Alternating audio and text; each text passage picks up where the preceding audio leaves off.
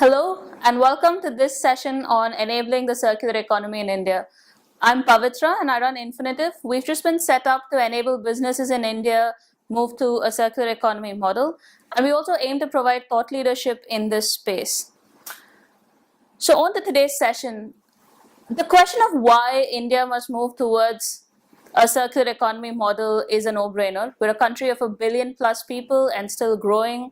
We've been seeing economic growth for the last decade at an average of almost 7.5% annually, and we definitely want this to continue. But the reality is that we live in an increasingly resource-constrained world, and we also have enormous societal challenges to solve, which are only expected to increase with the rapid urbanization that we expect to see. So the circular model of development is appealing because it gives us a framework for pursuing this rapid economic growth while decoupling it from the challenges of resource depletion and the negative impacts on the environment. We've been talking about the circular economy a lot more in the last year or so in India, but in reality, we've actually been practicing some of the key aspects of the circular framework for ages in this country. But how do we bring it all together? How do we do it at a systems level? How do we look at reinventing and redesigning the entire economy? That's what we're going to be talking about in today's session with 4 stellar speakers. They're going to be talking to us about where India is today, what our understanding of the circular economy is, and how are we going to move towards this becoming a framework for development, and also the biggest challenges that we are going to see, because it's a massive, massive effort from multiple stakeholders. We're going to be talking a little bit about what industry is doing, what the government is doing, and we're also going to learn about the EU Resource Efficiency Initiative for India. Our speakers will be Mr. Satpathy, who works with the Principal Advisor at Niti Aayog, and he's worked extensively on the EU REI project as well as the Resource Efficiency Strategy for India. We have from sharing the industry perspective will be Mr. Anirban Ghosh, who is the Chief Sustainability Officer at the Mahindra Group. We'll also be speaking to Ms. Henrietta from the EU delegation to India, and she's the Counselor for Energy, Environment and Climate Action. And finally we have Dr. Rachna Arora from GIZ, who is the Deputy Team Leader for the Resource Efficiency Project. So on to our first question. Let's start at the very beginning. How well do we understand the concept of circular economy in India? And even more fundamentally, what is the circular economy? The term circular economy is relatively new in India, and therefore it is prone to multiple interpretations by people. Over time, it's fairly clear that circular economy happens in stages. The first stage, of course, is to manage waste responsibly and find ways of repurposing whatever material is currently being classified as waste, which would earlier be thrown away, but now you figure out some better way of using that material. So circular economy, there are a number of phases. So repurposing is the first one. Multiple repurposing is probably what leads to a good circular economy. Therefore, a number of people have to play the game together. A whole ecosystem has to develop. And then perhaps we will be able to see circular economy in all its glory. Well, I think these are concepts that are really where we're starting to understand what they mean. We've been talking about resource efficiency now for some time. Now we are talking more about circular economy. Maybe it's not entirely clear for everybody what the difference is. Maybe it's not even clear to me, I don't know. But I think that's not so important. The important thing is that these concepts are becoming much more, they're being talked about much more. Of course, in all the traditional environmental circles, but also businesses are starting to take much more interest. The government here is starting to take much more interest. So we will have to look at new models, new business operation models. We will have to make sure that we design our products in a way that makes them easier to use, more environmentally friendly to use during the consumption phase, that they're easier to dismantle, to recycle, to reuse, that they have a longer durability. I mean, all of these things need to be really the business model, because I mean, we cannot afford to live in a kind of a buy and throw away society. And in recognition of exactly this need, the Indian government, led by Niti Aayog, has been working on a resource efficiency strategy for the country. How do we understand resource efficiency and circular economy? Do we see them as being the same or relating to each other in some way? The objective is same, and the RE is an extraordinarily useful instrument to achieve the objective of circular economy. And do we see the resource efficiency strategy leading into a circular economy strategy? Yes, that's our goal, and RE strategy, which we are now unveiling at the level of the government. The basic objective of Niti Aayog doing it, earlier it was being done at the Ministry of Environment, Forest and Climate Change. Now Niti Aayog, the basic objective of this is to mainstream RE into all plans, programs, and pan-India, with the basic objective of, again, responsible production and the SDG goals and all that. So that's the goal that we are looking at. And circular economy as a concept will get ingrained in the process of implementation of the strategy. So the answer to your question is whether circular economy is a part of the current thinking of the government. Yes, it is. But the word circular economy may not figure in many of these policy documents. But the overall objective is very much there. So from what I gather, we're still developing our understanding of what circular economy and resource efficiency mean. But it's definitely a strong signal that today India has a resource efficiency strategy taking shape. What do you see as some of the biggest opportunities in operationalizing resource efficiency and circular economy in India? Yeah, that's a very good point. We have three immediate goals when we are discussing the RE strategy in Niti Aayog. First, it has immense employment potential. Second, it will bring about a lot of efficiency in the system.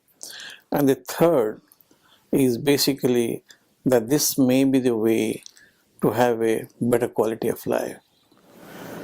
So circular economy is actually leading to new businesses in India. One prime example is the business of recycling old scrap automobiles responsibly.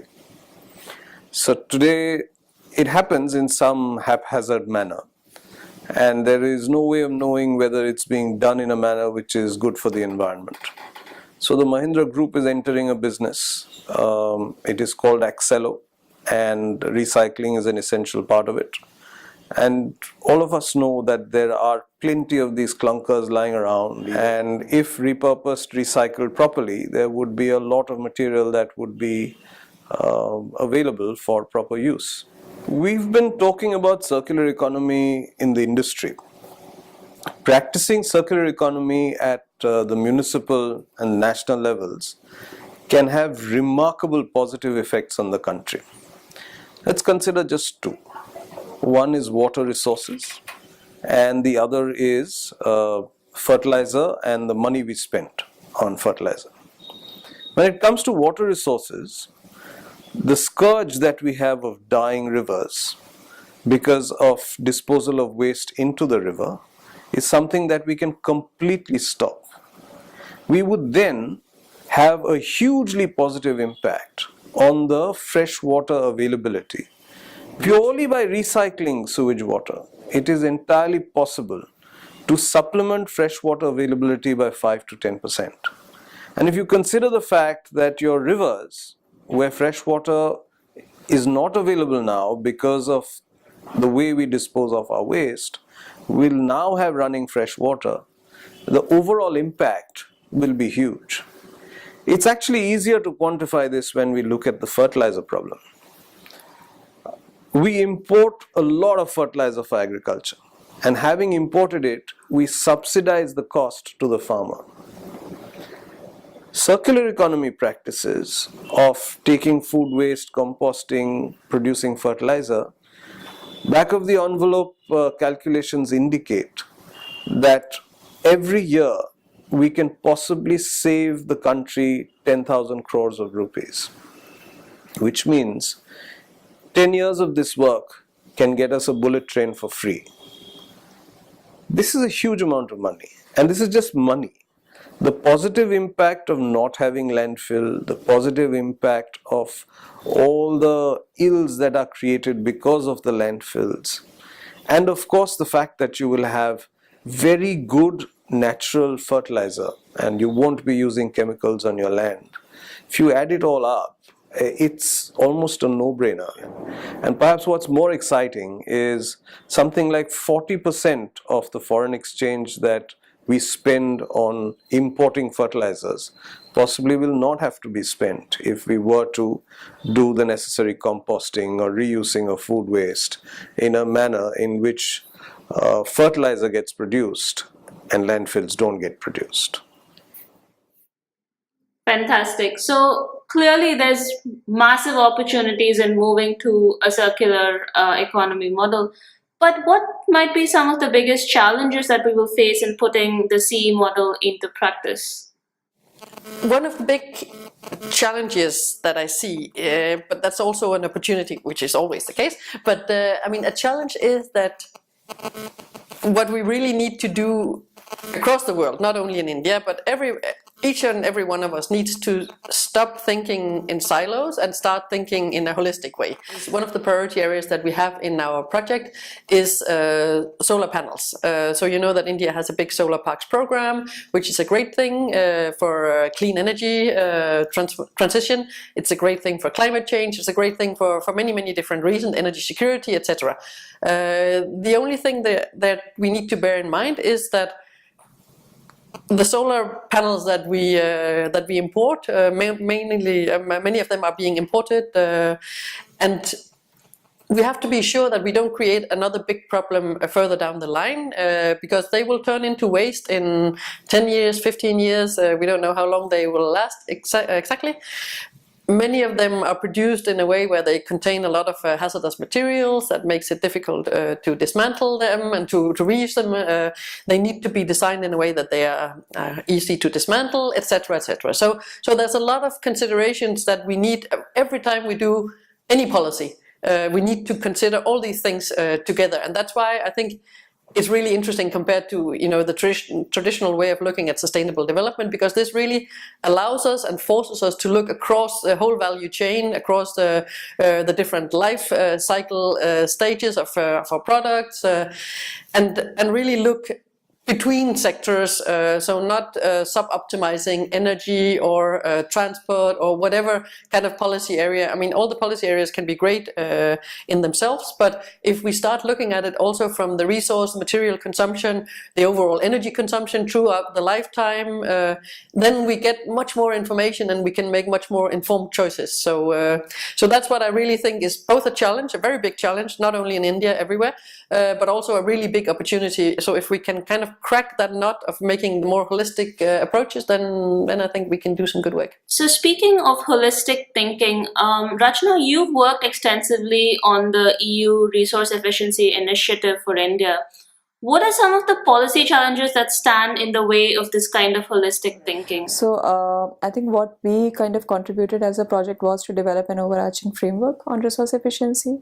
which looks across the life cycle stages, and which also suggests on the transformational process across, looking at few sectors, and also looking at sectors which are hugely kind of involved, like consuming resources as such. So for instance, automobiles, construction, where there is a huge potential for at least demonstrating resource efficiency and circular economy loops.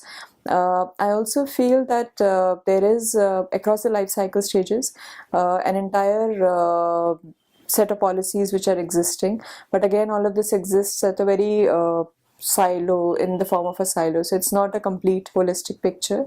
And even within the government, the different departments look at it as very different approaches all across.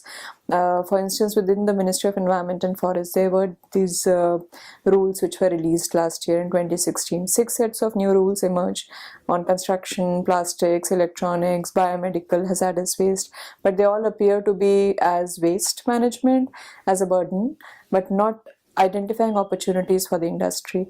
And I think that's where the industry also doesn't find what are the options for them to kind of transform and look at options available for them. So for instance, if we talk about the extraction phase, of course there are policies which talk about green mining, sustainable mining practices, but then there is not a taxation on virgin materials. So the industries are geared to kind of use the virgin materials, and they're not looking at backward or kind of closed loop approaches which are existing. Similarly, so there has to be a mix of a policy choice as well as for taxation or an instrument which gears adoption of those kind of policies. So for instance, on the consumption stage, there are products which are manufactured as green products, but they're not procurement policies.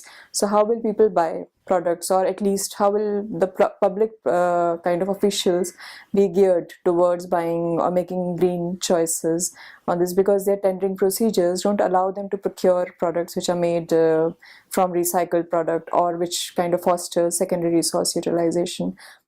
Right. And those are some very good points you've made. How are we seeing the government address this siloed thinking and policy making that has happened all along? So in the EU Resource Efficiency Initiative for India, which has started in January this year, we'll continue it for the next 3 years. Our idea was to actually work with an anchor ministry or a department to actually anchor this topic of resource efficiency. We also started 3 years back with a German bilateral project working with the Ministry of Environment and Forest. So actually the Ministry of Environment and Forest created an entire institutional structure by creating the first Indian resource panel in India, and I think that was quite a commitment from the government side to actually have its own panel, an eminent group of experts who is guiding the policymakers to derive an overarching framework. And we know now that for the current resource efficiency strategy work that's happening, it's Niti Aayog that's leading the charge rather than, say, the Ministry of Environment or any of the other ministries. How does that change things? If it goes to, say, a Department of Industrial Promotion, like under the Ministry of Finance or Ministry of Commerce, it again becomes a very silo kind of an approach. But Niti Aayog as an agency could be an entire facilitating agency which could drive the entire agenda forward. So as a project, we are contributing in developing this resource efficiency strategy, and then kind of looking at what are the key elements of this strategy, and looking at next 3 years to support India in, say, a procurement policy, which will be a big driving force to actually take forward some of the green products which are there. Look at eco-labeling options, look at an entire stakeholder engagement process, so that people, industry, regulators, and the government, and maybe the bulk consumers actually sit together and talk about what are the options for the entire transformation. And also, I think a bigger role for the government to think about material security, because of course there's not a policy which looks around these kind of issues, because extraction happens with the mining Ministry of Mining and the mining industry, which is currently not looking at an entire holistic plan for the next 50 years. How do you actually secure resources which are critical, which are getting scarce, with the entire land mining issues? So there is a huge social, economic and environmental aspects which I think we need an overarching agency. Either Niti Aayog is that agency to take it forward, or we need a bureau or an agency to actually have that entire networking option and also derive options for different agencies to take forward. Right. And this overarching agency, what do you see some of its functions being and what role will it play? See, this was one of the recommendations of the Indian Resource Panel, that actually to talk about, to gear standards, to have business models, to talk about best practices, we actually need an overarching agency. And this could be in the form of a bureau. Now, the point is that whether this bureau is within the regular government framework or whether this bureau is set up as a commercial entity. Because, see, for instance, the awareness around the Bureau of Energy Efficiency, the products, it's very clear. People go, they make choice. Okay, if they buy an AC which has 5 star, even paying more, and which is very difficult for an Indian consumer to kind of change his buying behavior. But I think that entire awareness with the buying behavior is influenced because the dealer present there actually shares this information, that how much energy resource this customer is going to save if you buy a 5 star and not buy a 2 star or a 3 star. So I think that's how, if the company actually discloses that if you are buying this product during the production stage, an X material has been used and which saves your CO2, which saves your aluminum, iron, steel, whatever, I think that will maybe help in that transformational process, because the consumers could make a choice that, okay, I'm buying a product which is green, I'm paying something extra as an advanced disposal fee when I'm buying a product, and maybe once I deposit the product at the end of its life, I actually do get some money out of it, which changes the entire buying decision. And I think that's how we need to gear that entire SCP approach, sustainable consumption and production approach, together with the resource efficiency kind of a thinking. So let's talk about industry as a key stakeholder in this whole transformation to a circular model. Today, we may not have a lot of the technological solutions that we need to move rapidly towards a circular model, or the solutions that are available may not be financially feasible. How then can we push industry towards the circular economy? Industry doesn't need to be pushed. Like I said, if you make money, you don't need to be pushed into doing it. However, you do need to be enabled. So there are situations where, because of the way things were done before, you can't do certain things even if it is the right thing to do.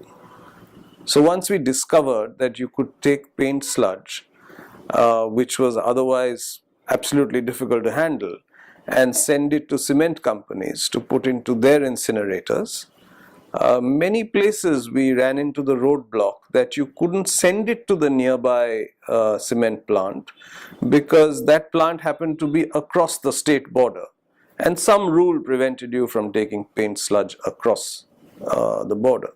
Now you had a solution available, technology was known, everything was all right, but you had an archaic provision which may have been right for its time, by which you could not access the solution. I would much rather focus on removing these cobwebs and creating these enablers, so that what is known can be done. And that will have enough power to create the urge within industry to engage to a greater degree with the concept of circular economy and find out the necessary technical solutions to do so. That's a great example. And do you see industry needing some kind of support from finance or the government? Finance, no. From the government, yes. Certainly enabling regulations and enabling provisions. I sometimes toy with the idea that we had once set up the Central Pollution Control Board and all the state pollution control boards. That was at the time when we were really trying to control pollution. What if we were to give them a newer purpose and rebrand them as Central Circular Economy Promotion Boards? Pollution control would be a subset of the work that they do. I would suspect that this sort of repurposing of purpose would enable government to do the necessary regulations and create the necessary environment for industry to actively practice circular economy. From the government's perspective, Mr. Satpathy, what is required or expected from the finance sector and from industry to take forward the resource efficiency strategy or the more general move towards a circular economy? You see, we do not expect or do not require resources for taking the RE strategy forward. It's not required simply because what we are aiming at is that let a particular industry look at its own process and see how it can achieve better productivity with the given resources. So what we are trying to say to the industry, look, here is an area where you could work within the same resources and can achieve higher productivity and can also generate employment opportunities also. And we are going to engage with different stakeholders in the industry very shortly after the release of the RE strategy. It's a major milestone in the government strategy formulation, and this has been initiated at the Niti Aayog.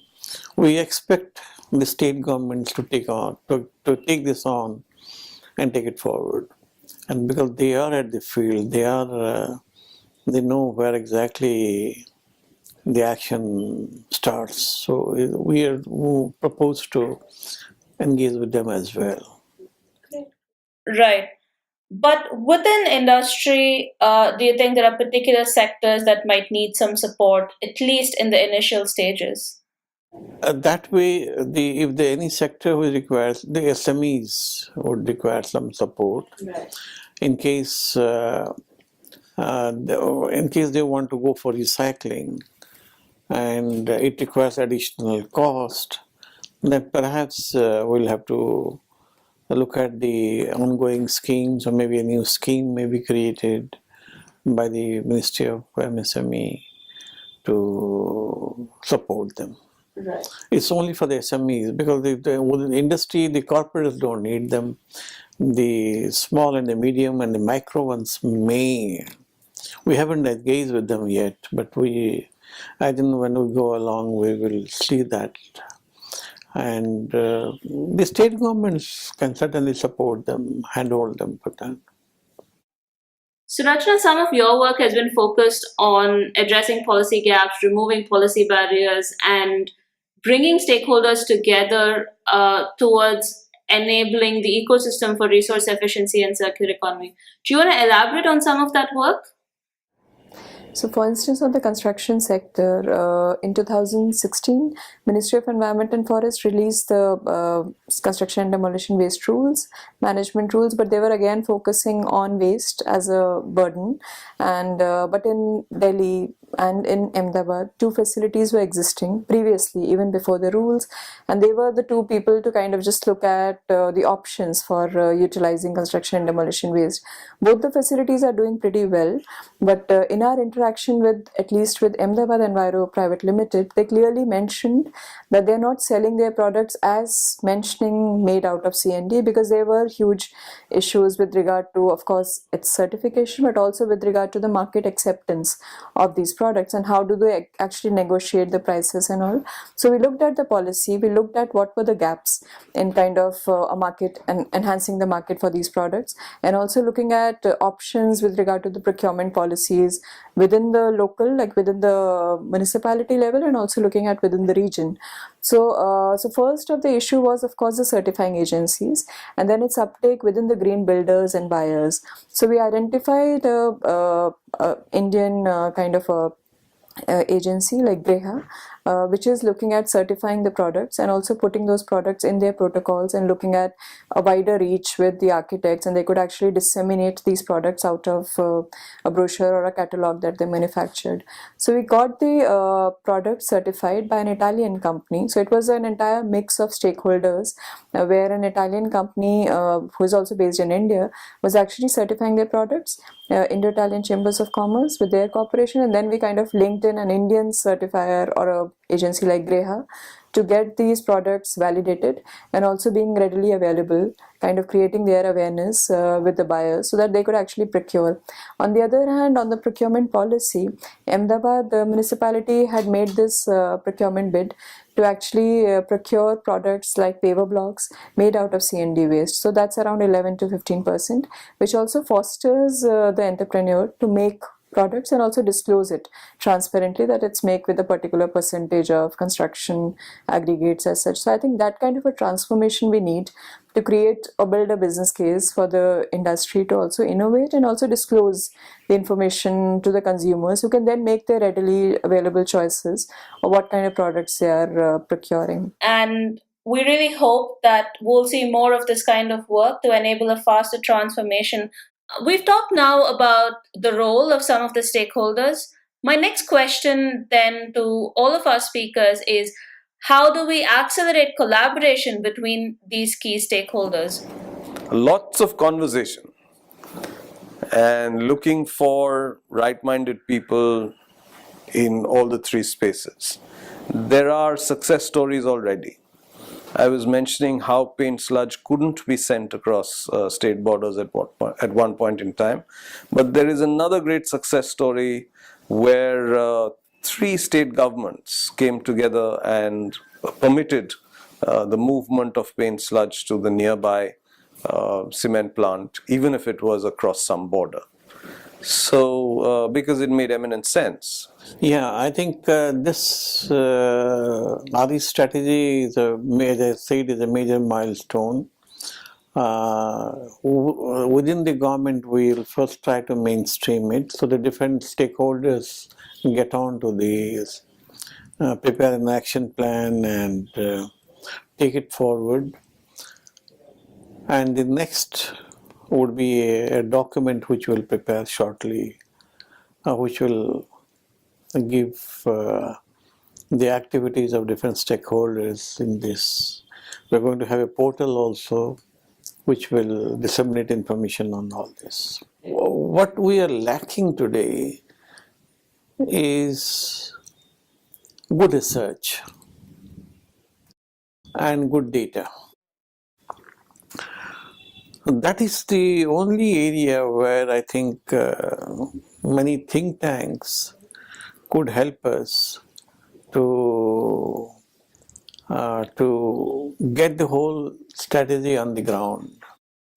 Let me elaborate what I meant. Sure. There is an institute of materials and minerals under the Council for Scientific and Industrial Research.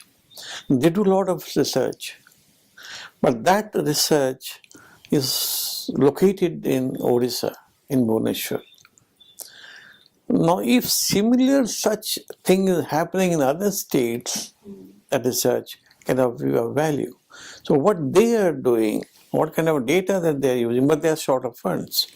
So when we are looking at something that they are doing, something where TERI is doing, or maybe DA is doing, so they should get together.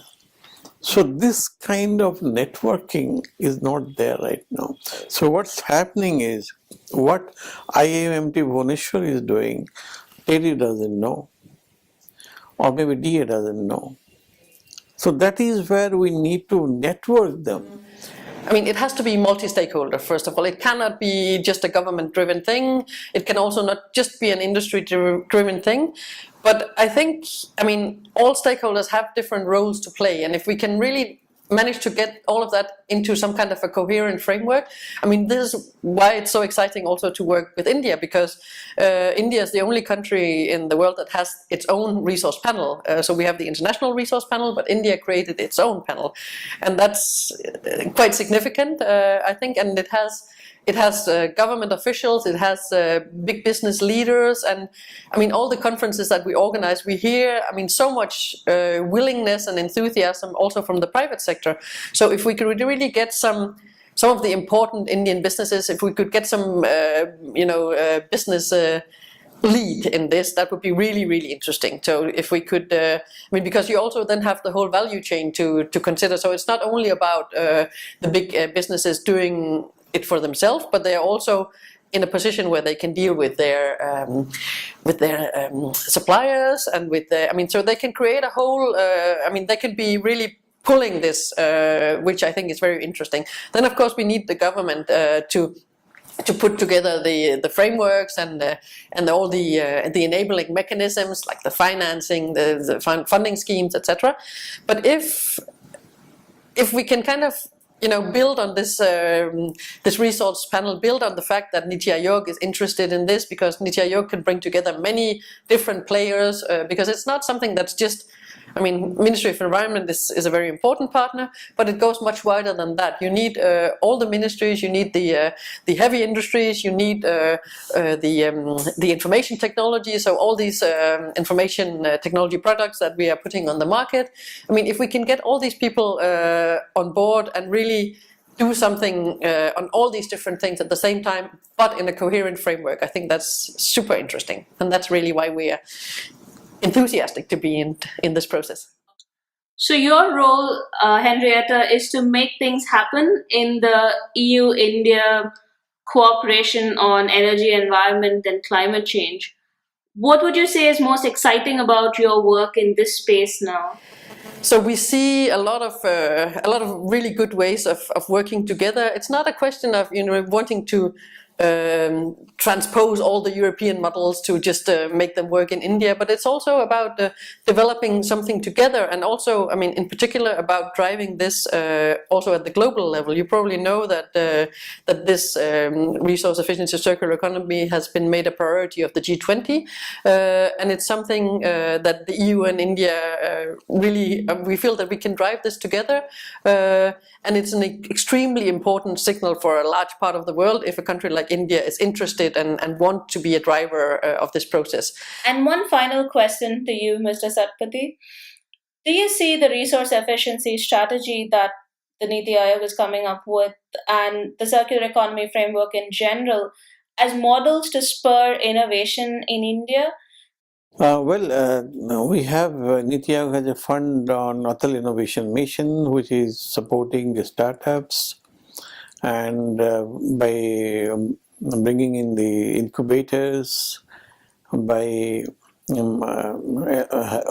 leveraging the incubators with the mentors, connecting them with the mentors, and that innovations canvas is open. So any startup which wants to work on, let's say, green bees is welcome to do that. And that could be one way of encouraging startups and green bees. The innovation ecosystem is very critical for getting new products, new processes, new thinking, and perhaps new ways of recycling and refining would be one certainly opportunity to in the process of implementation of RE strategy.